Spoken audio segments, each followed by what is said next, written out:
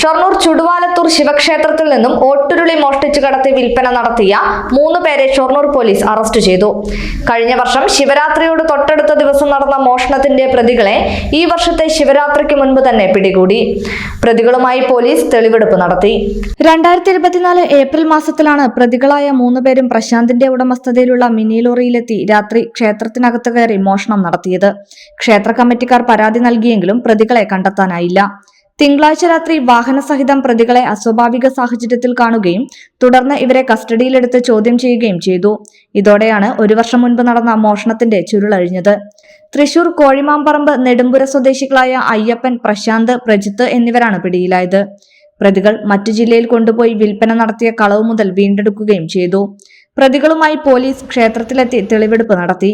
Inspector V Ravikumar, SI-മാരായ Praseetha, K Anilkumar, senior civil police officer Suresh, civil police ഓഫീസർമാരായ T Riyas, Sajeesh എന്നിവരാണ് അന്വേഷണ സംഘത്തിലുണ്ടായിരുന്നത്.